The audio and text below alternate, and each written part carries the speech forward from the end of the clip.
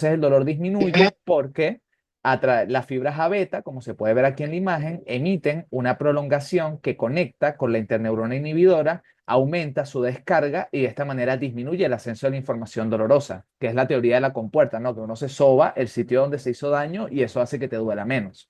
Los opioides también juegan un papel importante acá y ya lo vamos a ver porque es el principal fundamento detrás de la analgesia supraespinal. Ahorita profundizamos. Bien, entonces ya pasando a las bases fisiológicas, vamos a hablar acerca de conceptos importantes. En primer lugar, la definición de opioide. Opi viene del opio y oide significa similar a, es decir, son compuestos similares al opio. Dicho en términos más estrictos o técnicos, son sustancias sintéticas o semisintéticas que tienen efectos similares a la morfina, específicamente que tienen efectos analgésicos. Todos los opioides tienen efectos analgésicos. Y allí va a entrar entonces la diferencia con los opiáceos.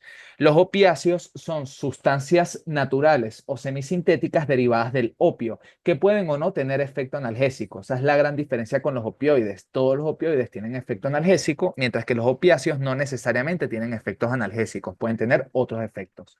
Y por último tenemos los narcóticos, que es más un término utilizado desde el punto de vista legal.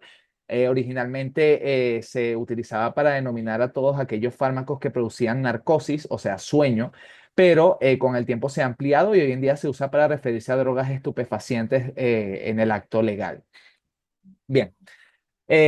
Ahora, nuestro cuerpo tiene su propio sistema de péptidos opioides, que es el sistema de péptidos opioides endógenos. Está constituido por una serie de péptidos, entre los cuales tenemos en primer lugar las endorfinas, que estoy seguro de que aquí todos han escuchado por lo menos la palabra endorfina alguna vez en su vida, que sí que no, que si comes chocolate, que liberas endorfinas, bla, bla, bla. Bueno, la endorfina es un opioide endógeno. Por otra parte, tenemos las encefalinas, tenemos las dinorfinas, y en líneas generales esos tres grupos serían los grupos más relevantes. Ahora, existen dos grupos adicionales que no son tan relevantes, que son las nociceptinas y las endomorfinas. Pero en líneas generales, a mí me basta con que ustedes manejen los tres primeros, o sea, endorfinas, encefalinas y dinorfinas. Tener en cuenta que estos son ligandos naturales, son producidos por nuestro propio cuerpo y tienen efectos similares a los de la morfina. Son capaces de modular la transmisión sináptica nociceptiva tanto en la médula espinal como en la sustancia gris periacueductal, es decir, que producen analgesia espinal y analgesia supraespinal, de la misma forma en que lo hacen los opioides. Ya vamos a hablar de eso. No atraviesan la barrera hematoencefálica, es decir, que su producción es netamente central. Esto es bien interesante porque en líneas generales los efectos de los opioides son predominantemente centrales. Sí tienen efectos periféricos, pero son principalmente efectos autonómicos. Por ejemplo, los opioides no tienen casi efectos específicos en las terminaciones nerviosas periféricas que tienen que ver con la somestesia. O sea, si tú inyectas, por ejemplo, morfina en un nervio periférico, verdaderamente no vas a producir grandes cambios en la transmisión del dolor a menos que coloques dosis muy altas. Eso se debe a que en las terminaciones nerviosas periféricas, las sensoriales, no hay casi receptores opioides. Los receptores opioides son principalmente centrales y también algunos periféricos como los que están en el tracto gastrointestinal a nivel del sistema nervioso entérico. Tener en cuenta que los péptidos opioides endógenos se producen a partir de proteínas precursoras diferentes. Las endorfinas vienen de la preopio melanocortina, que muy probablemente esto lo vieron con René, que es de donde viene la ACTH. Pues bueno, la preopio melanocortina también es capaz de producir el precursor de las endorfinas, que es la beta endorfina. También pueden venir de la preproencefalina, preprodinorfina y prepronociceptina. Ahora, estos opioides endógenos van a tener afinidad distinta por los receptores opioides. Tener en cuenta entonces, ahora entramos en un concepto nuevo que va a ser el de receptores opioides. Los opioides tienen en líneas generales tres receptores principales. Hay un cuarto tipo de receptor que está actualmente en estudio. Así que en líneas generales yo quiero que ustedes profundicen en estos tres receptores, que son los receptores mu o también llamados MOR, los receptores delta o también llamados DOR y los receptores kappa o también llamados COR. Todos ellos son receptores acoplados a proteínas E inhibidora. Ya vamos a ver eso. Entonces, fíjense que sobre los receptores MOR actúan principalmente las endorfinas y también las endomorfinas. Pero lo más importante es que las endorfinas actúan predominantemente en los receptores MOR. En los receptores DOR actúan principalmente las encefalinas y en los receptores core actúan principalmente las dinorfinas. Por supuesto, hay agonismos cruzados. Fíjense que las endorfinas también tienen agonismo por los receptores DOR y las encefalinas y las dinorfinas tienen también agonismo por los receptores MOR, pero en menor medida. O sea que en resumen, cada tipo de péptido opioide endógeno tiene un receptor predominante sobre el que actúan. Las endorfinas actúan principalmente sobre los receptores MOR, las encefalinas actúan principalmente sobre los receptores DOR y las dinorfinas actúan predominantemente sobre los receptores COR o kappa. Ahora, existen agonismos cruzados, es decir, que las endorfinas también tienen cierta afinidad por los receptores DOR y las encefalinas y las dinorfinas tienen cierta afinidad por los receptores MOR. Ahora, fíjense en los mecanismos intracelulares que generan estos receptores. Ellos son receptores acoplados a proteínas e inhibidora, por lo tanto, cuando son estimulados, terminan disminuyendo la cantidad de AMP cíclico por inhibición de la enilato ciclasa y por otra parte producen una apertura de los canales de potasio y un cierre de los canales de calcio. Por lo tanto, o sea, si sumamos todos estos efectos, esto se va a traducir a nivel fisiológico como una disminución en la generación de los impulsos nerviosos dentro de las neuronas. Fíjense en este cuadro, es lo mismo que yo les mostré acá, pero más resumido para quienes les sirva. Fíjense cómo las encefalinas son principalmente delta, pero también tienen agonismo mu. Las endorfinas son principalmente mu, pero también tienen agonismo delta. Y las dinorfinas tienen principalmente agonismo kappa, pero también tienen cierto agonismo mu. Ahora, ¿cuáles son los efectos de estos receptores? Tengan en cuenta que estos son receptores acoplados a proteínas e inhibidora, todos ellos, pero tienen una distribución distinta. O sea, hay algunos que se distribuyen más en unas partes del sistema nervioso que otros. Y hay algunos que se distribuyen en órganos no nerviosos a diferencia de otros. Entonces, vamos a profundizar en este aspecto, comenzando por los receptores mu, que son los de más interés para nosotros como médicos. Están distribuidos ampliamente en todo el sistema nervioso central, pero tienen la particularidad de que también se encuentran en el endotelio vascular y en leucocitos. Debido a esto, el agonismo mu tiene, además de los efectos que ustedes ven acá, también tiene un efecto vasodilatador y son capaces de inducir la desgranulación de los mastocitos. Principalmente eso lo hace la morfina y la meperidina, que tienen M de mastocito. O sea, esos son los dos grandes opioides, que por cierto son agonistas mu, que producen desgranulación de los mastocitos y tienen ciertos efectos adversos de los que ya vamos a hablar. Entonces, ¿cuáles son los efectos de los receptores mu? Están subrayados en rojo los efectos como más característicos de cada receptor. Fíjense que los receptores mu son los principales responsables de la depresión respiratoria, de la sensación de euforia. Esto es un efecto casi que, ni siquiera casi que, es netamente exclusivo mu. El sistema de gratificación, recompensa y de dependencia física son principalmente comandados por los receptores mu también, o sea que estos son receptores que tienen mucho que ver con la parte del abuso del fármaco, porque son los que producen la euforia de consumir el fármaco y son también los que tienden a producir a la larga desensibilización, después tolerancia y por último adicción.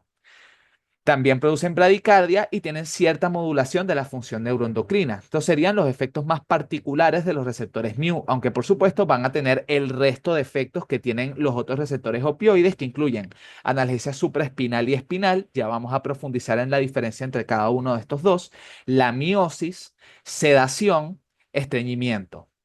Ahora, los receptores kappa tienen una distribución en el sistema nervioso similar a los receptores mu, pero también están distribuidos en el músculo liso vascular.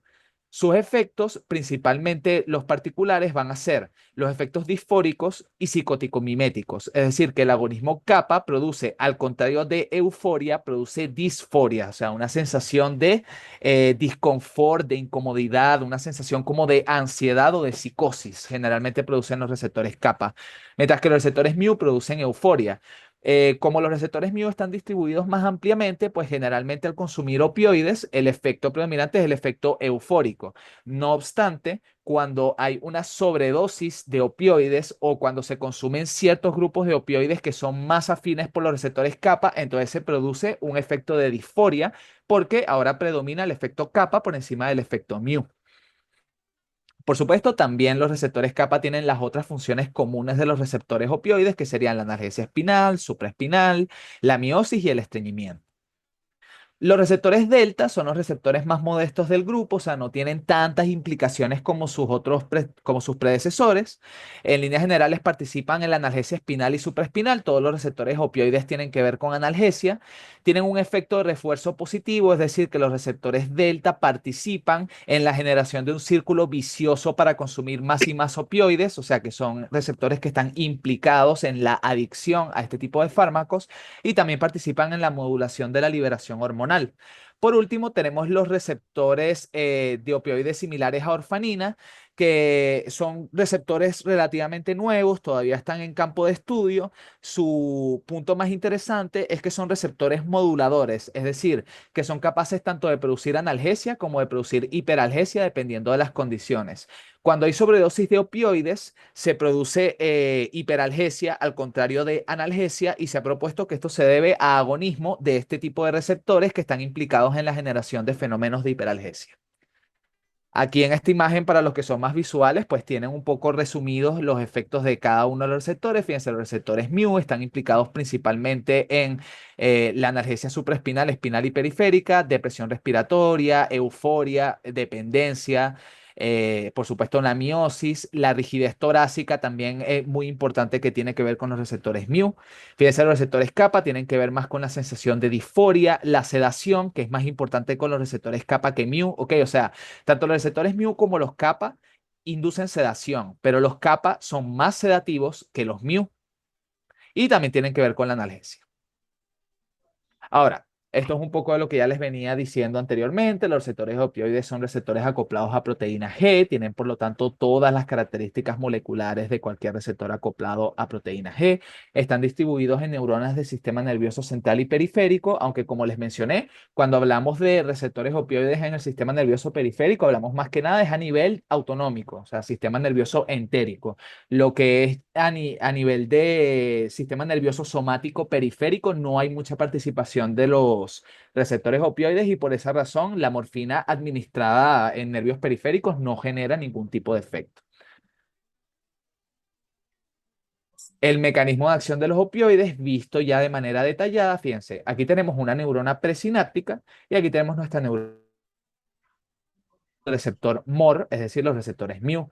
Cuando estos receptores son agonizados por la morfina o por cualquier otro opioide que tenga agonismo mu, va a ocurrir por una parte un cierre de los canales de calcio y una apertura de los canales de potasio. Como consecuencia, va a haber hiperpolarización de la neurona presináptica y además de eso va a dejar de haber exocitosis, va a dejar de haber liberación de neurotransmisores porque el calcio es necesario para eso. Por lo tanto, se detiene la sinapsis química. Por otra parte, en la neurona postsináptica hay una apertura solo de los canales de potasio, es decir, que aquí no tiene nada que ver el calcio, y por lo tanto se hiperpolariza la neurona postsináptica y como consecuencia de eso hay una menor producción de potenciales de acción. En conclusión, ¿cuál es el efecto general de los opioides en el sistema nervioso? Bueno, son depresores de la actividad neuronal, disminuyen la frecuencia de los potenciales de acción. Sin embargo, la gran diferencia de los opioides con, por ejemplo, las benzodiazepinas, que también son depresoras, es que las benzodiazepinas actúan sobre receptores ionotrópicos, o sea, ellos lo que hacen es modular la apertura o el cierre de canales de electrolitos, pues.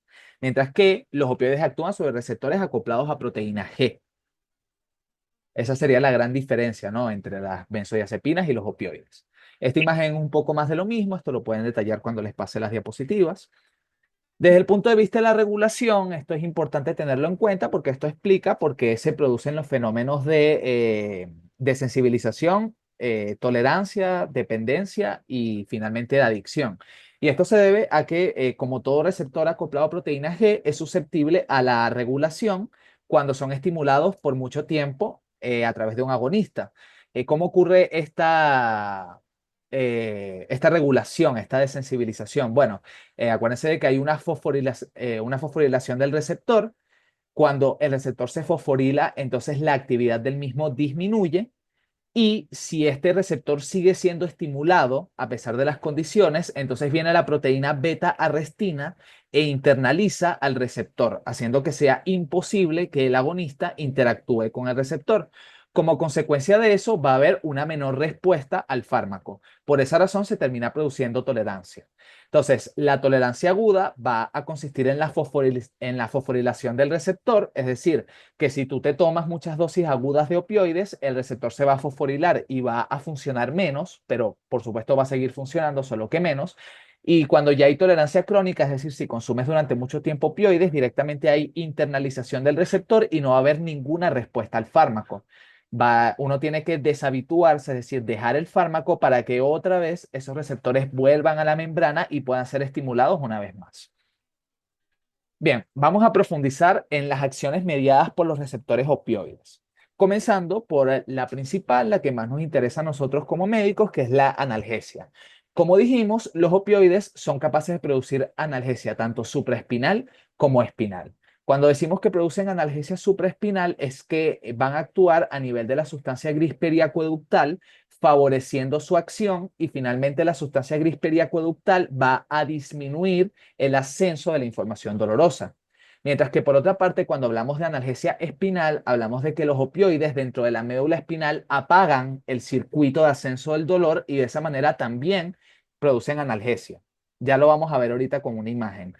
No solamente los opioides producen una disminución del ascenso de la información dolorosa, sino que también modulan la respuesta emocional hacia estos estímulos. Y esto lo hacen porque también deprimen al tracto espinoreticular. O sea, no solamente actúan sobre el tracto espinotalámico y sobre la vía espinomesencefálica, sino que también actúan sobre la vía espinoreticular.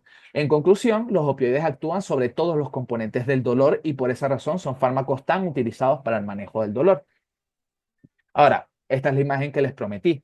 Fíjense, la analgesia supraespinal y espinal es producida por receptores tanto mu como kappa como delta. Sin embargo, los principales receptores implicados son los receptores mu. ¿Ok? Esto, ustedes cuando estudian este tema tienen siempre, o sea, una forma muy práctica de estudiar opioides es, en primer lugar, como consejo, en opioides es clave manejar la farmacodinámica, manejar cómo funcionan los fármacos. Porque como pueden ver, los opioides tienen diversos efectos, o sea, tienen analgesia, sedación, depresión respiratoria, miosis, etcétera. Entonces, ustedes tienen que saber el fundamento farmacológico detrás de cada uno de esos efectos y cuáles son los receptores que median esos efectos. Yo de todas formas en la diapositiva se los he ido poniendo, pero para que sepan que ustedes tienen que fijar cómo se produce el efecto y cuál es el receptor que media el efecto. Entonces, el primer efecto que estamos viendo es la analgesia. Apréndanse entonces que la analgesia depende de todos los receptores opioides, pero el principal receptor involucrado es el receptor mu. Ahora, la analgesia supraespinal, ¿cómo ocurre? Bueno, en condiciones normales, las neuronas de proyección de la sustancia gris periacueductal están siendo constantemente inhibidas por neuronas GABAérgicas. Cuando viene un opioide y activa el receptor MOR, la neurona GABAérgica se apaga y por lo tanto deja de estar inhibida la neurona de la sustancia gris periacueductal. Por lo tanto, ya va a comenzar a descargar. Esa neurona hace relevo en la formación reticular, específicamente a nivel del núcleo magno del RAFE. No hace falta que se aprendan todos esos detalles neuroanatómicos, esto simplemente porque yo soy fiebrudo con eso. Y el núcleo magno del RAFE, entonces después descarga en el asta posterior de la médula espinal, principalmente noradrenalina y serotonina. Esos neurotransmisores terminan modulando el ascenso de la información dolorosa, principalmente estimulando a la interneurona inhibidora para que esa interneurona inhibidora apague a la neurona de segunda orden y de esa manera se corta el ascenso de la información dolorosa. O sea, básicamente lo que termina produciendo es lo que les había señalado en esta imagen, ¿no?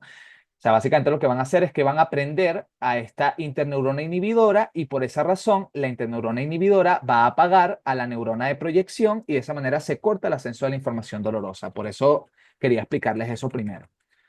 Ahora, la analgesia espinal se produce, pues, tal cual como les mostré en la diapositiva del efecto de los opioides. Eh, el opioide se va a unir entonces a los receptores que se encuentran tanto en la neurona presináptica como en la postsináptica y va a hiperpolarizar a esas células. Como consecuencia de eso, se va a detener la sinapsis química y por lo tanto va a dejar de haber un ascenso de la información dolorosa. Ahora, con respecto a la depresión de la conciencia. Los opioides producen depresión de la conciencia. Eso principalmente lo hacen debido a que apagan los núcleos productores de acetilcolina que se encuentran en el diencéfalo. La acetilcolina es uno de los principales neurotransmisores implicados en el mantenimiento del estado de conciencia. Por esa razón, deprimen la conciencia. Sin embargo, no son capaces de inducir anestesia. O sea, los opioides lo que hacen es producir somnolencia, que ya ustedes sabrán que ya somnolencia sería que el paciente se queda dormido, pero si tú le aplicas un estímulo leve, lo sacudes o algo, el paciente responde. O sea, lo que hacen es una depresión leve a moderada del estado de conciencia, no producen una depresión profunda. No obstante, los opioides son útiles para hacer lo que se conoce en anestesia como una anestesia balanceada, ya que los opioides, al producir ya una disminución del estado de conciencia, entonces van a hacer que se requiera menos anestésico para terminar de inducir la anestesia. En conclusión, los opioides disminuyen la concentración alveolar mínima de los anestésicos generales y por esa razón son utilizados para generar anestesia balanceada. ¿Sí? Los opioides no son anestésicos, pero se utilizan como coadyuvantes en la anestesia. Ahora, el efecto de depresión de la conciencia está principalmente implicado en los receptores MOR y en los receptores CORE. Adicionalmente a ello, también producen disfunción cognitiva con el esfuerzo reiterado. O sea, cuando tú consumes muchos opioides, eventualmente va a haber disfunción cognitiva. ¿Por qué? Porque acuérdense que la acetilcolina es necesaria para el circuito de la memoria, que eso lo vieron ya en la unidad pasada. Entonces, si yo bloqueo la acetilcolina, también bloqueo los circuitos que están implicados en la memoria, en el juicio, en el razonamiento, y por eso también termina habiendo disfunción cognitiva a la larga. Depresión respiratoria, esto es sumamente importante, es demasiado importante que ustedes manejen esto porque es uno de los efectos adversos a los que más tenemos que tenerle miedo cuando hablamos de opioides. Entonces, ¿por qué se produce la depresión respiratoria? Tenemos dos mecanismos principales. El primer mecanismo es central, a nivel del tallo encefálico. Si ustedes se acuerdan de fisiología respiratoria, recordarán que el ritmo respiratorio está comandado de manera tónica por lo que se conoce como el grupo vulvar ventral y el grupo vulvar dorsal. Este grupo en conjunto se le conoce por el epónimo de complejo de Pre-Botzinger. Este grupo es el que va a generar las descargas basales de frecuencia respiratoria. Lo que hacen los opioides a través de los receptores mu, siempre recuerden especificar cuál es el receptor que está implicado en el efecto, es que van a hiperpolarizar a las neuronas del complejo de Pre-Botzinger y como consecuencia de eso hay una menor generación de impulsos espontáneos que comandan la frecuencia respiratoria. Por esa razón hay depresión respiratoria. También los opioides tienen un efecto a nivel del centro neumotáxico, que acuérdense que el centro neumotáxico es el que actúa en condiciones generales cuando tenemos que generar una respiración rápida. Entonces, va a inhibir a ambos centros, pero no produce inhibición del centro apnéustico. El centro apnéustico es el que está implicado en las inspiraciones profundas. Por esa razón, en la medida que aumenta la intoxicación por los opioides, generalmente el ritmo respiratorio se va volviendo lento y profundo, ¿ok? Entonces, es importante que tengan en cuenta que los opioides inhiben el complejo Pre-Botzinger y el centro neumotáxico, pero no tienen efectos sobre el centro apnéustico. Grábense eso. Este sería el efecto central. Ahora, el efecto periférico es que ellos, a través de los mismos receptores MOR, actúan sobre las células glómicas tipo 1, que son las células que responden liberando dopamina, la disminución del oxígeno en sangre. Por lo tanto, hay una menor respuesta a la hipoxemia y a la hipercapnia. Eso también produce depresión respiratoria a la larga, ¿ok? O sea que si les piden que expliquen cómo los opioides producen depresión respiratoria, explican las dos partes. Bueno, por una parte central, porque a través de los receptores mu se bloquea el complejo Pre-Botzinger, entonces tal. Y por otra parte periférica, porque a través de los receptores mu se bloquean las células glómicas tipo 1, se deja de liberar dopamina y como consecuencia de eso, entonces hay una menor respuesta a la hipoxemia y la hipercapnia. Con eso está perfecta la respuesta. Bien, ahora, la depresión respiratoria, aquí se los dejo una vez más para que se acuerden siempre de que es por receptores mu, depende también de otros factores, no solamente qué tan alta sea la dosis del fármaco, también va a depender de del estado de conciencia del individuo. En la medida que el individuo esté más deprimido en conciencia, pues más probabilidad hay de que haga una depresión respiratoria. Por ejemplo, individuos en coma, individuos que están tomando otros fármacos depresores, que pueden ser desde el alcohol hasta benzodiazepinas, antidepresivos tricíclicos, entre otros. La edad avanzada, debido al deterioro de la función renal, ya vamos a ver por qué. Por supuesto, lo que viene siendo insuficiencia hepática, insuficiencia renal, entre otras. Ahora, la relación entre analgesia y depresión respiratoria. Tener en cuenta que en la medida que nuestro paciente tenga dolor, será menos probable que haga una depresión respiratoria, porque el dolor es un estímulo excitatorio constante sobre el sistema nervioso. Entonces, digamos que el potencial de membrana de esas células del complejo de Prevost-Singer va a estar más positivo de lo normal y van a ser menos sensibles a hiperpolarizarse por el efecto de los opioides. ¿Cuál es la conclusión detrás de esto? Que si nuestro individuo, si nuestro paciente tiene dolor y tú le administras un opioide, es menos probable que haga depresión respiratoria, pero si no tiene dolor y le das opioide, es más probable que la haga.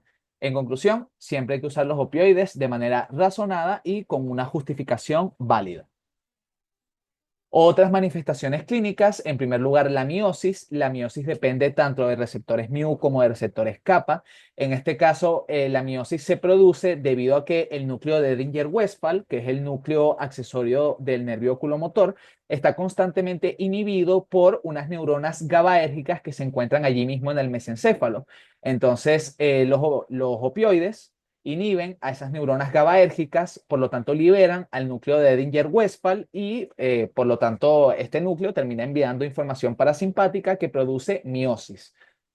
El prurito es principalmente mediado por receptores mu. Originalmente se proponía que el prurito se debía a que ciertos opioides como la morfina y la meperidina inducen la liberación de histamina, pero con el tiempo se ha demostrado que en realidad es que cuando hay un agonismo mu marcado, se estimulan los receptores del péptido liberador de gastrina y esos receptores producen una cierta sensación de prurito cuando se encuentran en las terminaciones nerviosas periféricas. Por esa razón es que se produce prurito.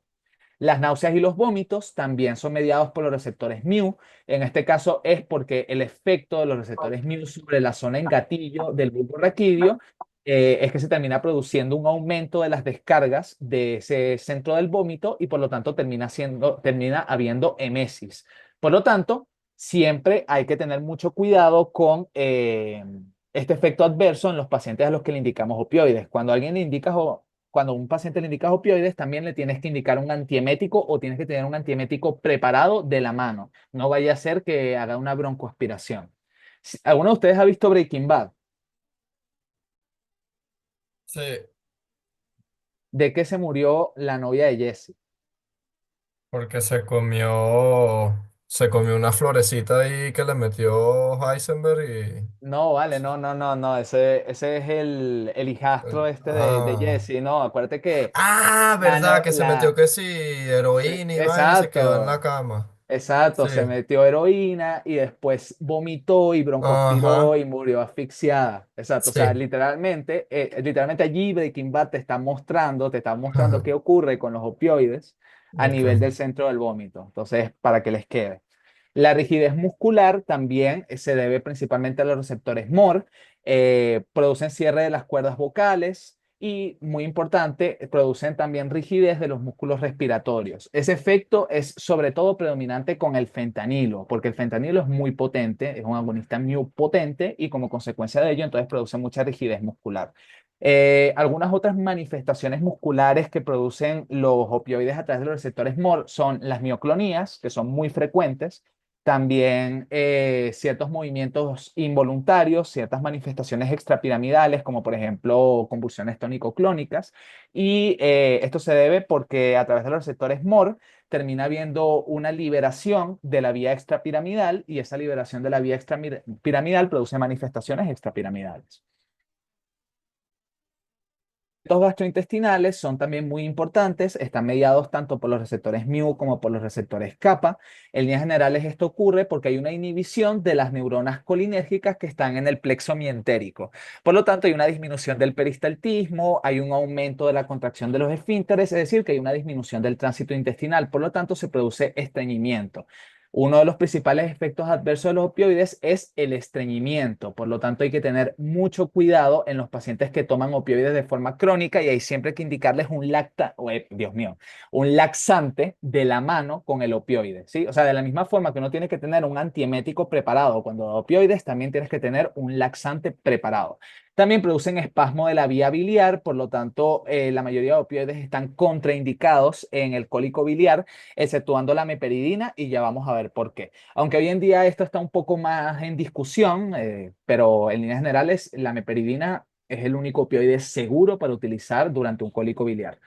Los efectos renales, bueno, yo colocaría efectos urinarios en general, y es que los opioides producen relajación del músculo detrusor y aumentan el tono del esfínter vesical, por lo tanto van a producir globo vesical, es decir, producen vejiga neurogénica. Entonces, otra vez vengo con una referencia. ¿Alguno de ustedes vio Euforia? Me imagino que unos cuantos. ¿Se acuerdan de que cuando Jules se va, Ruth entra como en un episodio depresivo y comienza a consumir opioides y agarra una infección urinaria porque literalmente se olvida de orinar? Bueno, es exactamente por esta misma situación. Las personas que consumen opioides tienen una relajación de la musculatura urinaria, por lo tanto no tienen el deseo miccional, acumulan orina y por lo tanto terminan produciendo infecciones urinarias o directamente producen globo vesical. Y bueno, los receptores kappa producen diuresis con poca afectación electrolítica. Esto no es muy importante, esto es ya un detallito adicional. Sobre los efectos inmunológicos, fíjense que los opioides son inmunosupresores, por lo tanto, a pesar de que se indican para el dolor crónico en el cáncer, parecieran no tener efectos tan beneficiosos debido a que, pues, por una parte producen inmunosupresión. Por eso se están investigando otras alternativas para el manejo del dolor en el cáncer, como por ejemplo la pregabalina. Los efectos cardiovasculares, aquí, fíjense, como pueden ver, casi todos los efectos son MOR. Son MOR, MOR, MOR y algunos son COR. O sea, MOR y COR son los dos grandes receptores implicados en la mayoría de efectos de los opioides. Sin embargo, cuando entramos a efectos cardiovasculares, la cosa cambia, porque el gran protagonista aquí son los receptores kappa. Los efectos cardiovasculares son, en líneas generales, vasodilatación leve, que ocurre por bloqueo del núcleo del tracto solitario y el núcleo parabranquial. Bradicardia, este es el único efecto que es predominantemente mu, y esto ocurre porque porque hay un aumento de la descarga a nivel del núcleo dorsal del vago, lo cual entonces termina produciendo bradicardia. Esto se ve sobre todo con fentanilo, que como les dije es un potente agonista mu. Ahora, mimetizan precondicionamiento isquémico. Fíjense, el precondicionamiento isquémico es una condición que se está estudiando mucho ahorita, que tiene efectos cardioprotectores. Básicamente consiste en que cuando los opioides se administran al individuo, los opioides terminan produciendo una apertura de los canales de potasio dentro de los miocardiocitos, y eso hace que los miocardiocitos comiencen a trabajar utilizando menores cantidades de energía. Al hacer eso, entonces como que se van habituando a trabajar con cada vez menos energía, y por lo tanto, si el individuo después tiene isquemia, porque por ejemplo se le rompe una placa de ateroma, ese miocardio es más propenso a sobrevivir porque está más acostumbrado a trabajar con poca energía. Entonces, aparentemente los opioides producen este fenómeno de precondicionamiento isquémico y están indicados para el manejo del dolor en el infarto agudo del miocardio. La morfina es uno de los principales fármacos de elección para el manejo del dolor y para el manejo de la ansiedad en el infarto. Entonces, fíjense que esto está mediado por receptores COR y DOR. Tenemos el precondicionamiento remoto, que es que aparentemente los receptores kappa, principalmente en las vísceras abdominales, producen un efecto de precondicionamiento en el cual cuando se produce un infarto, hay una vasoconstricción del lecho esplácnico que deriva la sangre desde las vísceras abdominales hacia el corazón para suplir esa falta de oxígeno, esa falta de perfusión. Y por último tenemos el poscondicionamiento isquémico, en el que aparentemente cuando un individuo ya tiene un infarto instaurado, si tú le das morfina, puedes contener en cierta medida el área de infarto una vez tú medias la reperfusión, ¿ok? O sea, una vez tú disuelves el coágulo, si tú administras morfina, aparentemente hay una mejor progresión del área de infarto.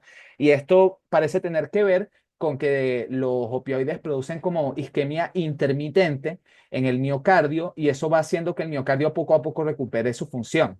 Recuerden que la reperfusión en muchas ocasiones es mala para los órganos, porque los órganos en isquemia acumulan ácido láctico, acumulan radicales libres, y cuando tú restableces la perfusión de golpe, entonces esas células comienzan a experimentar un proceso de necroptosis por la acumulación de esos radicales libres. Entonces, si tú restableces el flujo poco a poco utilizando este postcondicionamiento isquémico, aparentemente puedes contener el área del infarto. Como pueden ver, todos estos efectos que son cardioprotectores tienen que ver principalmente con receptores kappa. También hay un efecto de vasodilatación coronaria por la liberación de histamina que depende de morfina y meperidina. La tolerancia, bueno, el principal receptor implicado en la tolerancia es el receptor mu, aunque los receptores kappa también tienen una cierta implicación. Ya les expliqué el mecanismo farmacodinámico detrás de la tolerancia, que es básicamente el proceso de desensibilización. Fíjense que la tolerancia se alcanza de distintas maneras dependiendo del efecto. El primer efecto en desaparecer es la euforia. Después desaparece la emesis, la analgesia y la sedación. Y los que nunca desaparecen son la miosis, el estreñimiento y la depresión respiratoria. Es decir, no importa qué tantas dosis consuma el paciente de opioides, siempre va a tener miosis, siempre va a tener estreñimiento y siempre va a tener depresión respiratoria. Pero en la medida que el consumo se prolonga en el tiempo, la euforia, la emesis, la analgesia y la sedación desaparecen. Esta parte es más de farmacodependencia, pero igualmente aprovecho una vez para explicarlo, que es la diferencia entre dependencia y adicción. Fíjense que la dependencia es un estado de adaptación que se manifiesta en forma de un síndrome de retirada cuando tú dejas de exponer al individuo al fármaco. Es decir, una persona dependiente es aquella que, tal cual como el nombre lo indica, depende del fármaco, porque, por ejemplo, sufre de mucho dolor y necesita del fentanilo para aliviar el dolor. En el momento en el cual ese individuo deja de tomar el fentanilo, entonces sufre todavía más dolor porque tiene un efecto de rebote y eso hace que sea dependiente, pero todavía no es adicto. Para que el individuo sea adicto, tiene que tener un uso obsesivo y compulsivo del fármaco, a pesar de que el individuo sabe que ese fármaco le hace daño. Es decir, la adicción no tiene tanto un componente somático, tienes un componente psiquiátrico. El individuo ya está obsesionado con utilizar el fármaco, a pesar de que sabe que le hace daño. En la dependencia hay un sustrato orgánico importante que es que el individuo lo necesita para calmar sus síntomas y por eso lo consume. Pero eso no significa que esté obsesionado con consumir el fármaco. Esa es la gran diferencia entre dependencia y adicción. Fíjense en las manifestaciones de la adicción a los opioides, como pequeña regla mnemotécnica para toda situación de adicción. Las manifestaciones de la abstinencia son las contrarias a las manifestaciones normales del fármaco. Por lo tanto, fíjense, las manifestaciones de abstinencia de los opioides son agitación, porque los opioides producen más bien sedación, hiperalgesia, porque los opioides producen más bien analgesia, hipertermia, esto sí es lo único porque los opioides producen una leve disminución de la temperatura corporal, pero tampoco es que producen hipotermia, diarrea, porque los opioides producen estreñimiento, midriasis, porque los opioides producen miosis, disforia, porque los opioides producen euforia, o sea, fíjense que básicamente producen las manifestaciones de abstinencia son todo lo contrario a los efectos normales de los opioides. Ahora, ¿cuál es el sustrato? También por los receptores mu, son los principales receptores implicados. Esto tiene que ver con el núcleo accumbens, que es el núcleo fundamental de nuestro sistema nervioso que tiene que ver con el placer y con los circuitos de recompensa. En condiciones normales, el núcleo accumbens es inhibido por el GABA, ¿ok? Para que el núcleo solamente libere dopamina en condiciones específicas en las cuales uno tiene que sentir gratificación. Entonces, lo que hacen los opioides es que inhiben a esa neurona GABAérgica. Por lo tanto, el núcleo accumbens libera dopamina y eso termina produciendo euforia y con el tiempo termina produciendo adicción. Bien, Ahora, con respecto a los efectos adversos, aquí está resumido todo lo que les acabo de mencionar. Fíjense, la depresión respiratoria, náuseas y vómitos, prurito, estreñimiento, retención urinaria, delirio, sedación, mioclonías, convulsiones, todo esto ya se los expliqué. Esos son los efectos agudos.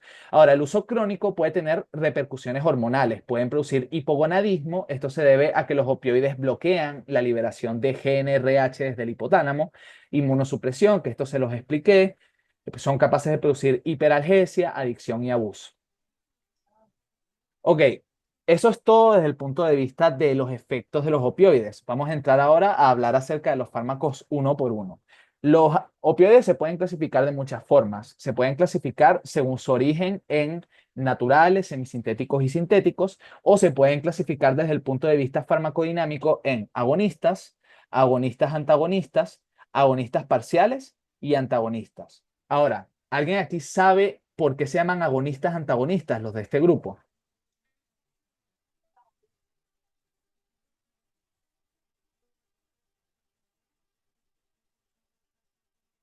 Bueno, se llaman agonistas antagonistas porque son agonistas kappa y antagonistas mu. ¿Cómo creen, qué clase de efectos creen ustedes que pudiera producir un agonista antagonista con base a todo lo que acabamos de decir? Teniendo en cuenta que son agonistas kappa, antagonistas mu. Bueno, o sea, te va a producir los efectos de los kappa más no los de los mu. Ajá, exacto. ¿Y cómo se Bien, traduce eso? Habría menos riesgo de depresión respiratoria. Muy bien, exacto. va a Eso ser, es va a ser realmente... más sedante que otra Ujú. cosa. ¿Cómo? Más, va a haber más sedación por el Exacto, efecto capa. muy bien, muy bien. En primer lugar, el tema de que va a haber menos depresión respiratoria. Ese es realmente el atractivo de los agonistas antagonistas, que tienen una menor incidencia de depresión respiratoria porque los receptores kappa no tienen tanta importancia en la depresión respiratoria como lo tienen los receptores mu. También producen más sedación. Pero ¿qué sería lo malo de este tipo de fármacos? ¿Cuál creen ustedes que es el principal efecto adverso de un agonista antagonista?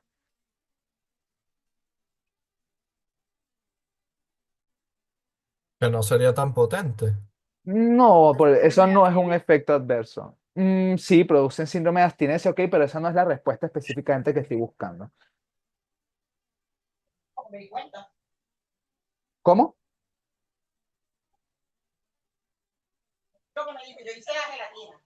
Ah, no, ok, eso no es conmigo, ok.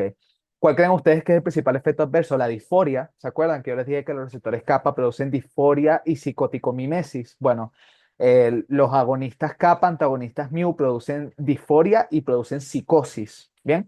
Y al mismo tiempo, como mencionó su compañera, también precipitan el síndrome de abstinencia en adictos, ¿ok? Y eso tiene un fundamento farmacológico fundamental y es que son antagonistas mu.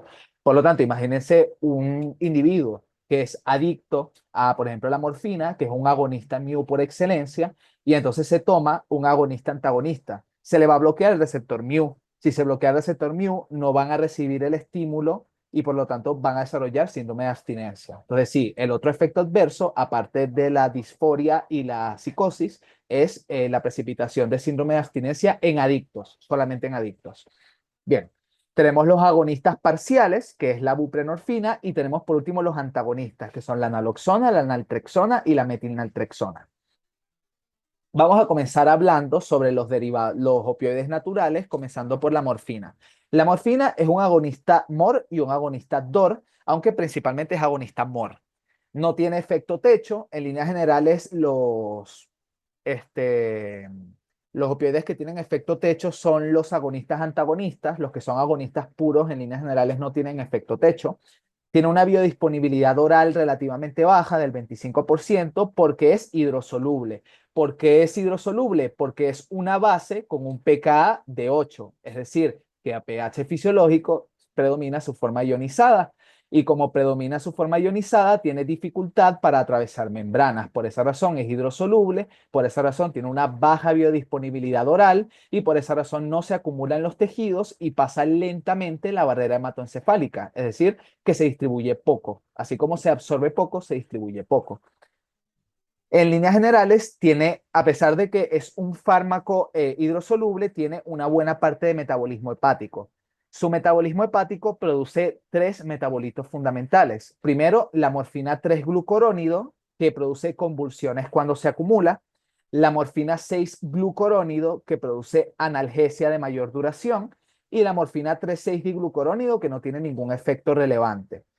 Es muy importante que fijen estos dos metabolitos. Recordar que la morfina 3-glucurónido produce convulsiones y la morfina 6-glucurónido es la que produce una prolongación de la analgesia. Fíjense que también tiene una buena parte de metabolismo extrahepático. De hecho, tiene un metabolismo en pulmón de hasta el 80%. Por lo tanto, podemos decir que el clearance sistémico de la morfina es mayor que el flujo sanguíneo hepático. Fijen ese pequeño dato, me lo agradecerán después. El inicio de acción es relativamente lento, de 15 minutos. ¿Por qué? O sea, con base a todo lo que acabamos de leer, ¿por qué ustedes creen que el inicio de acción de la morfina es lento? Mm.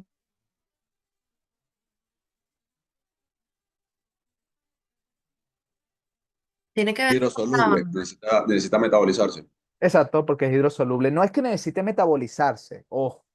Simplemente, como es hidrosoluble, pasa lentamente la barrera hematoencefálica. Por lo tanto, tarda en alcanzar una concentración óptima en el sistema nervioso para ejercer su efecto. Por eso realmente es que su efecto es lento.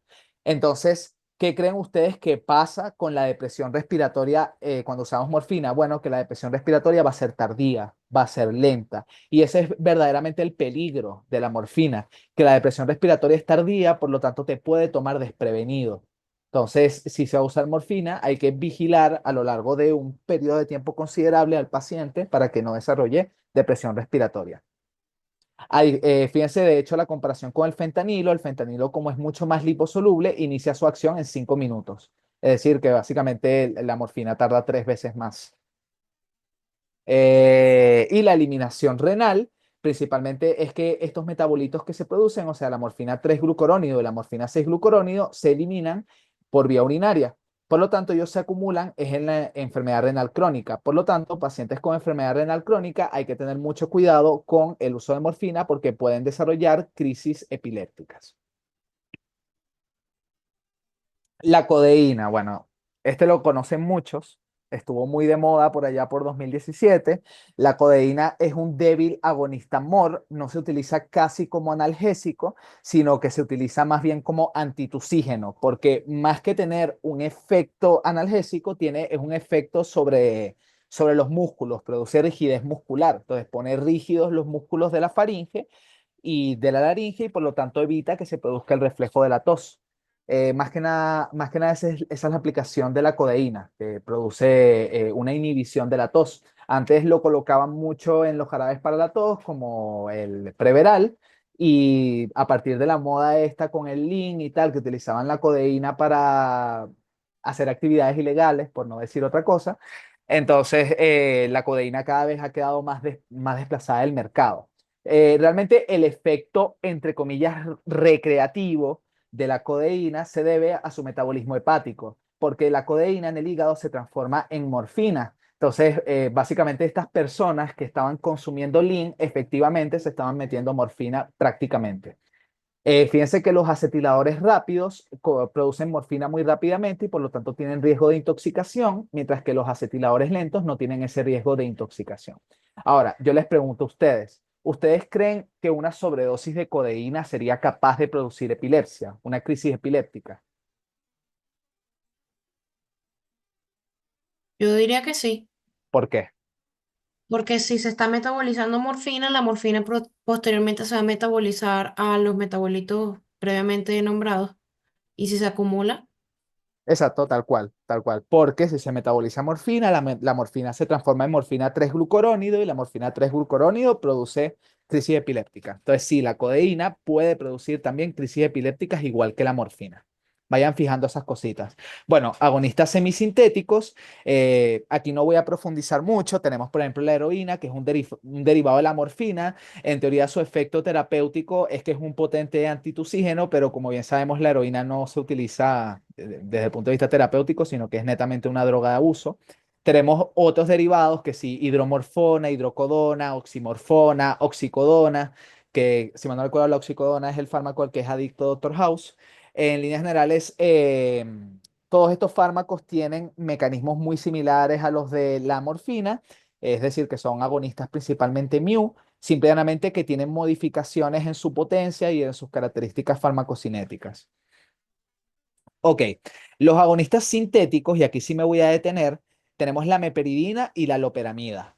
La meperidina es un agonista MOR que tiene algunas particularidades. La primera de ellas es que bloquea los receptores NMDA, los receptores M2 y el SERT, que es el transportador de serotonina. Por lo tanto, es capaz de desencadenar síndrome serotoninérgico, por supuesto, no en todos los pacientes. Principalmente va a ser en aquellos que de manera concomitante consuman inhibidores de la monoaminoxidasa, que verdaderamente allí sería el peligro.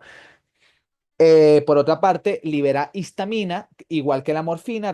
Acuérdense siempre de que los dos opioides que hacen que se desgranulen los mastocitos son los que comienzan por la M de mastocito, o sea, la morfina y la meperidina. ¿Ok? Siempre acuérdense de esa parte, que ellos dos son los que producen liberación de histamina, por lo tanto producen vasodilatación y pues pueden tener efectos más notorios sobre la presión arterial y por supuesto sobre la función cardíaca.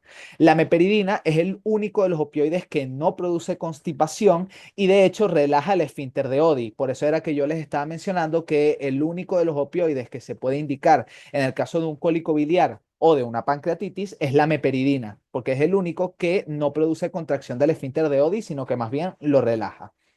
El metabolismo hepático de la meperidina produce normeperidina, que también es un estimulador del sistema nervioso central que puede producir crisis epilépticas. Entonces, ya tienen anotado ahí, la morfina puede producir crisis epilépticas, la codeína puede producir crisis epilépticas y la meperidina también puede producir crisis epilépticas. Tengan eso bien anotado. Por otra parte, tenemos la loperamida. Todos nos hemos tomado un Loperam alguna vez en la vida. Es un agonista mu. Sin embargo, es un opioide solamente de efecto periférico. No tiene efecto a nivel del sistema nervioso central. ¿Por qué? Porque no se absorbe. ¿Por qué no se absorbe? Porque la glicoproteína P, que está en las células epiteliales intestinales, bombea la loperamida hacia la luz intestinal, entonces no permite que se absorba. Por lo tanto, el efecto de la loperamida es netamente periférico. Y por esa razón es un fármaco excelente para la diarrea, porque esencialmente lo que va a hacer es producir el estreñimiento de los opioides, o sea, va a bloquear a las neuronas del plexo mientérico, va a disminuir la peristalsis y por lo tanto va a producir estreñimiento. Por esa razón se usa como antidiarreico. El fentanilo, muy de moda actualmente en los United, es probablemente actualmente es la familia de opioides más potente. Cuando hablamos de fentanilo y sus congéneres, porque no existe solamente el fentanilo, sino que también hay alfentanilo, sufentanilo, remifentanilo y todos los fentanilos que ustedes quieran. El fentanilo es un muy potente agonista MOR y es más liposoluble que la morfina. Por lo tanto, el fentanilo, por esa razón, tiene varias particularidades. Primero, que es de efecto rápido. En 5 minutos produce de una vez su efecto analgésico y su efecto sedativo y todos sus efectos. ¿Por qué? Porque atraviesa rápidamente la barrera hematoencefálica. Número dos, como es liposoluble, se deposita en el tejido adiposo. Por esa razón va a tener una vida media más larga también que la propia morfina. Y además que como es liposoluble, entonces se puede administrar en parches transdérmicos, que muy probablemente algunos de ustedes los habrá visto que son un Locatel. Yo los vi en el Locatel creo que era de Baruta. Vendían los parches de fentanilo. Bueno, esos parches, básicamente el mecanismo de acción de estos parches es que crean un depósito de fentanilo entre la epidermis y la dermis. Y desde allí, entonces el fentanilo poco a poco va pasando hacia los capilares y se va distribuyendo en la circulación. Tardan en hacer efecto. Por aquí tengo anotada la chuleta de cuánto tardan. Tardan aproximadamente que ya va, no lo puse. Pero tardan un buen rato, tardan por lo menos unas 2 horas en producir su efecto, pero generan un efecto prolongado, que de hecho permanece inclusive después de que quitas el parche. ¿Por qué? Porque realmente se genera un depósito entre la epidermis y la dermis. O sea, incluso si yo quito el parche, ya el depósito queda allí en la piel, entonces constantemente el fentanilo va a ir pasando y por eso el efecto es prolongado. Esto tiene sus cosas buenas y sus cosas malas. La cosa buena es que, bueno, el efecto es prolongado y eso puede ayudar a las personas que tienen dolor crónico. La cosa mala es que si se genera un efecto adverso, se va a mantener en el tiempo y va a ser difícil revertirlo porque hay un depósito de fentanilo en la piel que está constantemente liberándolo. Entonces, pues tiene sus cosas buenas y sus cosas malas.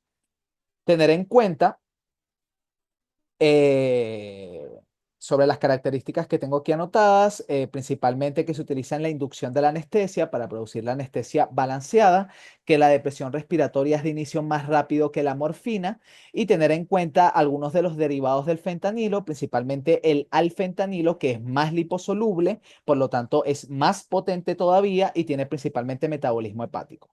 El fentanilo tiene un efecto de primer paso pulmonar marcado y también tiene un metabolismo pulmonar importante. Tenemos el remifentanilo. La particularidad fundamental del remifentanilo es que es metabolizado por esterasas plasmáticas no específicas, ¿ok? Por lo tanto, no se acumula y no es metabolizado por el hígado. Esto es lo más importante. Esto tienen que grabárselo. Esto puede ser pregunta, que es el hecho de que el remifentanilo es el opioide que es degradado por esterasas plasmáticas. Muy similar a como ocurre con el esmolol. Por lo tanto, al igual que el esmolol, el efecto del remifentanilo también es corto, pero es bastante potente. ¿Sí? Por otra parte, tenemos la metadona. La metadona no tiene que ver con el fentanilo y sus congéneres, simplemente lo puse en la diapositiva para ahorrar espacio. En líneas generales, la metadona es un agonista MOR. También es capaz de bloquear los receptores NMDA y M2, pero fíjense en la gran particularidad y es la vida media. La vida media de la metadona es de 15 a 40 horas. Lo importante detrás de esto es que la metadona cuando se une al receptor mu se queda pegada del receptor. Por lo tanto, genera el efecto pero no está constantemente estimulando al receptor. De esa manera evita que el receptor se desensibilice tan rápido y así ayuda a las personas que tienen problemas con el abuso de los opioides a irlo dejando, pues deshabitúa, porque no tienen que estarse metiendo constantemente la dosis del opioide, sino que se toman una dosis de metadona y esa dosis les dura un tiempo prolongado y así van deshabituándose al fármaco. Por esa razón, su uso es para la detoxificación y tratamiento del abuso de opioides. También se puede utilizar en el dolor crónico, pero principalmente se utiliza para la detoxificación. Importante tener en cuenta su efecto cardiovascular y es que prolonga el intervalo QT. El tramadol, muy probablemente muchos aquí conocerán el tramadol, es el famoso Saldiar, que es una combinación de tramadol con acetaminofén. Es un opioide menor porque es un agonista débil de los receptores mu.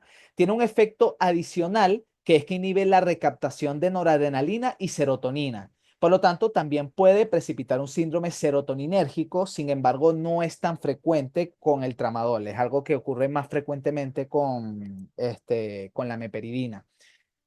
Lo importante con respecto al tramadol es que es útil en el dolor neuropático debido a este efecto adicional, que es que inhibe la recaptación de noradrenalina y serotonina. El metabolismo hepático produce desmetiltramadol que también genera convulsiones. Entonces, esos son los 4 opioides que producen convulsiones. Ya lo dijimos, morfina, codeína, meperidina y tramadol. Sí, guárdense eso en el bolsillo, que esas cosas pueden salir.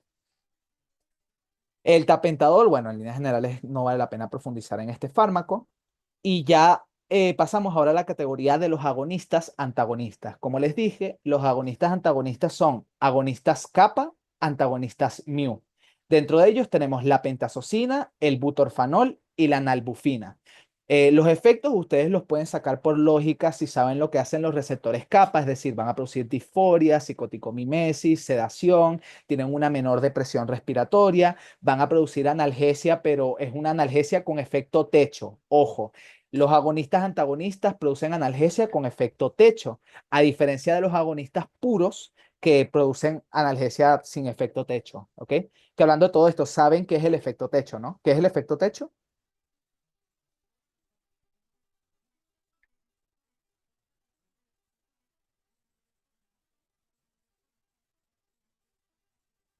Me imagino que se los dio Enzo en AINES. Se refiere a que, bueno, por más dosis que aplique ya llegó a su potencia máxima. Sí, pero eso le falta una cosa más. Porque sí, en la medida que yo dé más dosis, ya no voy a tener más analgesia, pero ¿qué pasa al mismo tiempo? ¿Cuál es la contraparte de eso?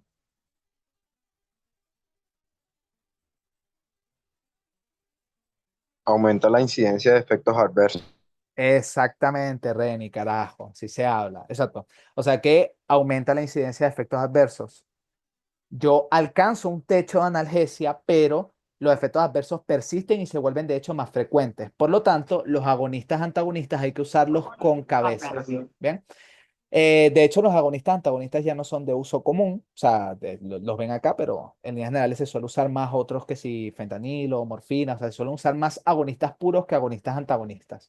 También tienen muchos efectos cardiovasculares. Cuando ustedes piensen en agonistas antagonistas, piensen más que nada que son los que tienen muchos efectos cardiovasculares, por lo mismo que yo les mencioné, los receptores kappa son los que comandan los efectos cardiovasculares de los opioides, que principalmente tienen que ver con condiciones de isquemia a nivel del miocardio. Entonces, fíjense que producen aumento de la frecuencia cardíaca, de la presión arterial sistólica, de la resistencia vascular periférica, de la presión arterial pulmonar y del trabajo miocárdico, ¿ok?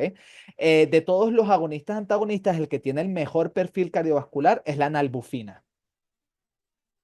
La buprenorfina es el único agonista parcial. Él es un agonista parcial MOR, pero es un antagonista COR y DOR. Por lo tanto, tiene efectos solamente MOR, pero no tiene efectos COR ni DOR. La importancia detrás de todo esto es que la buprenorfina es utilizado principalmente también para la deshabituación de los pacientes adictos porque produce un efecto MOR, produce un efecto opioide, pero de menor intensidad. Entonces puede ayudar a que el individuo vaya dejando progresivamente el fármaco. El problema es que si tú das una dosis muy alta de buprenorfina de golpe, entonces puedes precipitar síndrome de abstinencia por el mismo principio. Acuérdense que, como ustedes vieron en farmacodinamia, los agonistas parciales actúan como antagonistas. O sea, siguen produciendo el efecto, pero el efecto es menor, por lo tanto pueden precipitar síndromes de abstinencia, así que hay que tener cuidado con la dosis de buprenorfina en un adicto.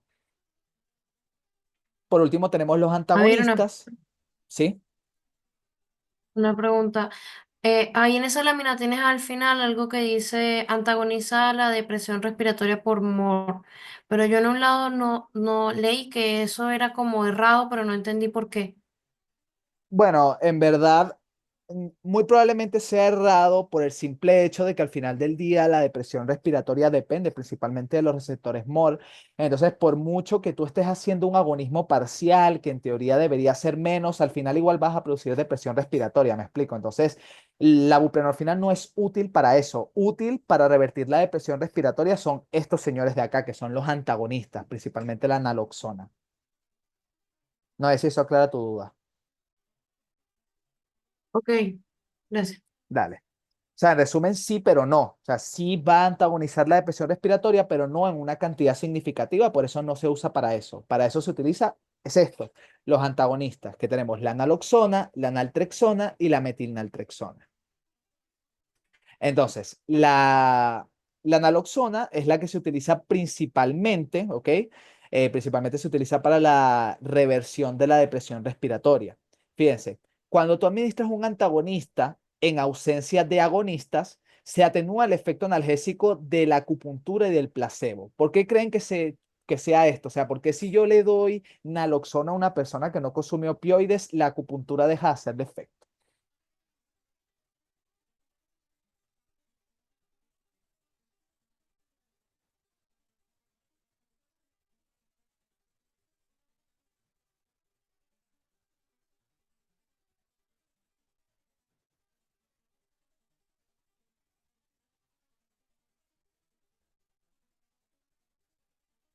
Bueno, se supone que a la naloxona, al bloquear los receptores mu, la acupuntura creo que lo que hacía era justamente estimular este sistema de péptidos endógenos o las endorfinas y todo lo demás. Entonces, al bloquear estos receptores, no habría efecto con la acupuntura. Exacto, tal cual es eso. También incrementa la secreción de CRH, GnRH y prolactina. Acuérdense que yo les había mencionado que los opioides también, por ejemplo, cuando tú consumes opioides de forma crónica, desarrollas hipogonadismo porque se libera menos GnRH. Entonces, si tú administras un antagonista, va a haber una mayor secreción de GnRH porque los opioides son inhibidores de la liberación de estas hormonas.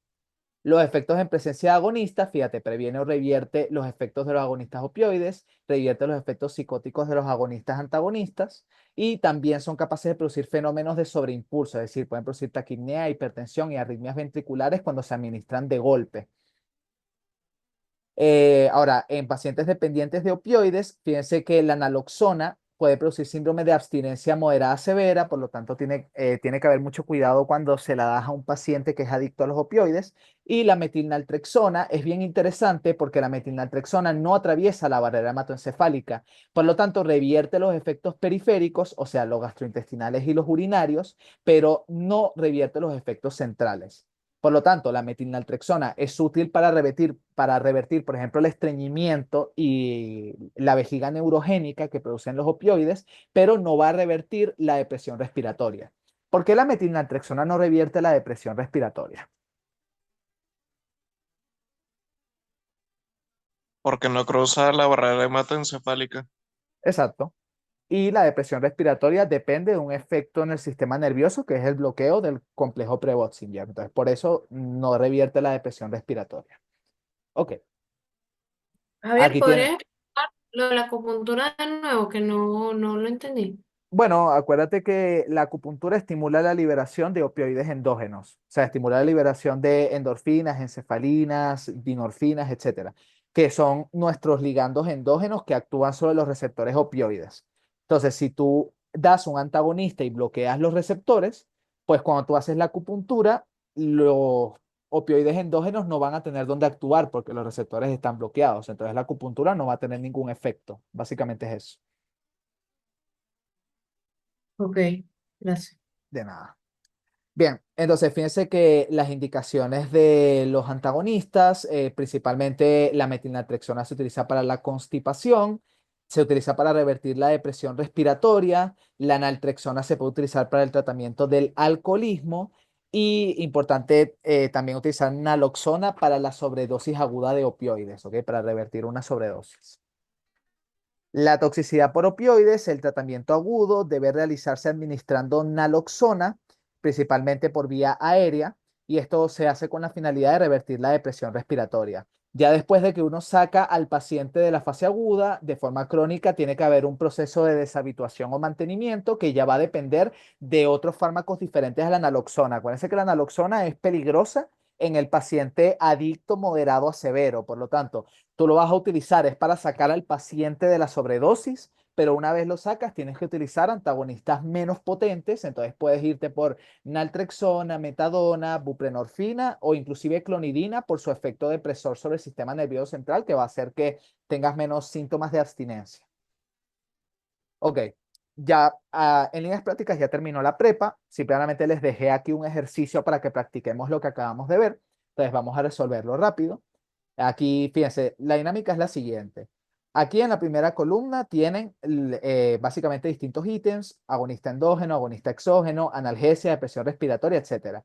Y aquí tienen los distintos receptores. Lo que quiero que me digan acá es, por ejemplo, receptores mu, un agonista endógeno, un agonista exógeno, y que digan, por ejemplo, si produce analgesia, si produce depresión respiratoria, si produce miosis, estreñimiento, etcétera. Entonces vamos a irlo viendo uno por uno. Comencemos por los receptores mu. Dígame un agonista endógeno de receptores mu o cuáles son los fundamentales.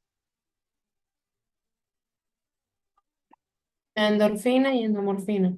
Exacto, endorfinas y endomorfinas. Muy bien. Dime un agonista exógeno de receptores mu. La morfina. Muy bien, la morfina. Analgesia, ¿sí o no? ¿Participa o no en la analgesia?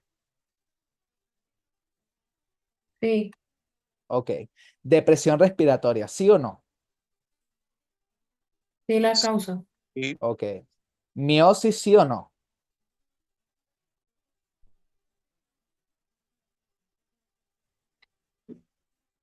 Sí, también la causa. Ok, muy bien. Estreñimiento, ¿sí o no? También. Muy bien. Sedación, ¿sí o no? No, no tanto. Sí, la Creo que respuesta es sí, pero ajá, sí, no tanto como los lectores capa, pero sí. O sea, la respuesta es sí. Euforia, sí o no. sí. Sí. Disforia, sí o no. no. No. No. Muy bien. Vamos con los receptores kappa. Agonistas endógenos.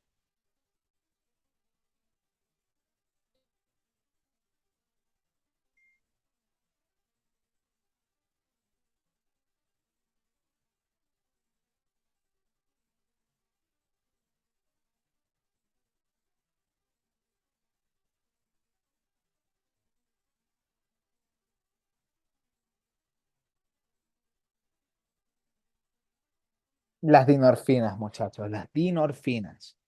Un agonista exógeno.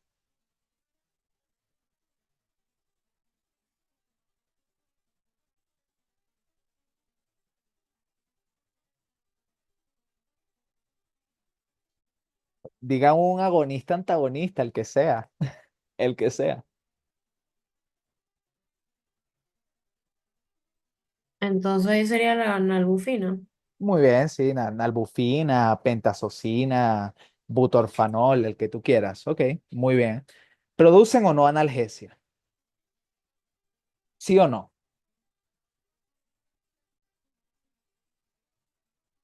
Sí, Sí, todos los receptores opioides producen analgesia, todos. Los principales son los mu, pero todos producen analgesia. Ok. ¿Depresión respiratoria, sí o no?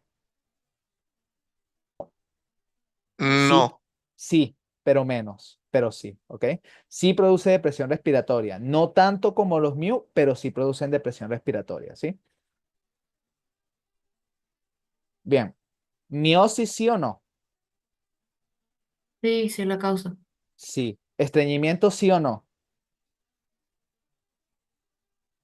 No estoy segura, pero diría que sí. Sí, sí produce. Sedación, sí o no? Sí, Sí, Sí. ah, Euforia, sí o no? no, Ok. Disforia, sí No, o no? sí produce. disforia sí, eso sí. Sí, disforia muy sí. bien. Ok, vamos entonces ahora con los receptores delta. Agonistas endógenos, los receptores delta.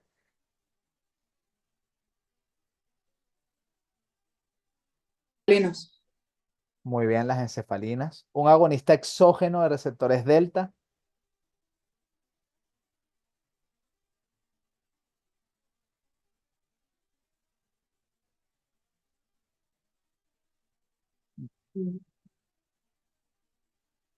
Bueno, miren, esta es un poquito trampa, porque existen muy pocos agonistas delta, muy pocos. De hecho, creo que el único ejemplo que se me viene ahorita a la mente es la morfina. Entonces, mi recomendación personal, por si esto les sale en el examen, es que en agonista exógeno pongan cualquier, o sea, en los receptores MOR, pongan cualquier otro opioide que no sea la morfina. O sea, pueden poner el que ustedes quieran, pueden poner el fentanilo, pueden poner oxicodona, pueden poner el que ustedes quieran. Pero la morfina la reservan para acá, la reservan para los receptores delta. Ok. ¿Producen analgesia, sí o no? Sí, sí la produce. Sí. ¿Depresión respiratoria? No. ¿Miosis? No. ¿Estreñimiento? No. ¿Sedación? Eh, pero no estoy, ya, ni yo mismo me acuerdo. No, no, no producen sedación. Euforia no y disforia no. Ah, no, sí, sí producen disforia. Ups. Bueno, pero aquí están las respuestas.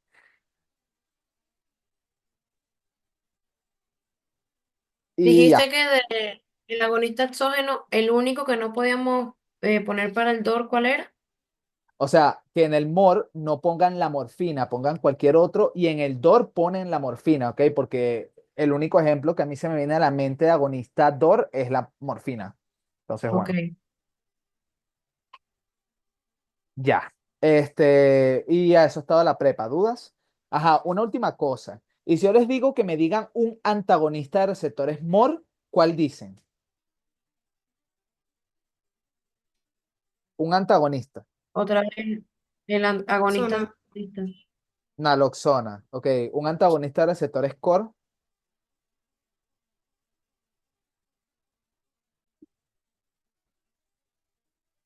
Un antagonista de receptores DOR.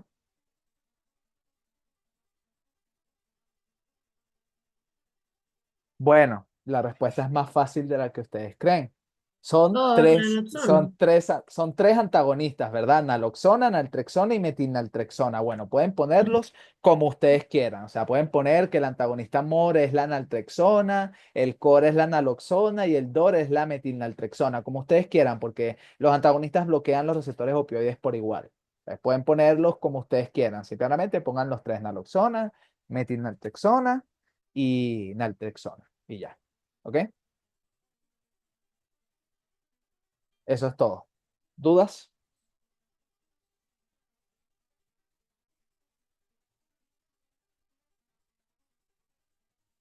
Como este tema tiene tanta relación con farmacodependencia, en que hacemos énfasis de farmacodependencia. Mm, Bueno, en farmacodependencia, fíjense, hagan mucho énfasis en cocaína, eh, cannabis. Los opioides se los estudian ya con esto, así que no tienen que darle mucha vuelta.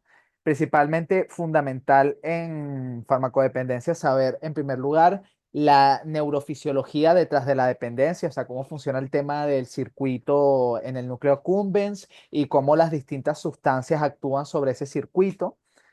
O sea, básicamente eso, entender como el principio general y después aprenderse cositas específicas de esos fármacos que les mencioné, o sea, cocaína, cannabis, bueno, los opioides que ya los estudiaron, NMDA, que es el éxtasis, y ya yo creo que con eso van bien.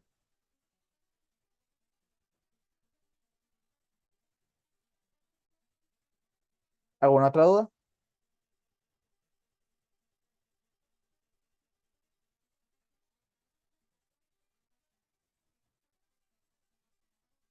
¿Todo claro entonces? Bueno, nada, muchachos, gracias por venir, espero que les haya servido. Yo se las voy a subir a YouTube ahorita para que la tengan y bueno, les deseo mucho éxito en su parcial. Gracias, bro. Un abrazo. Feliz noche. Dale, Muchas gracias, Javi. dale, Feliz noche. igualmente, un abrazo, chao, chao. Gracias. De Gracias. nada, chao.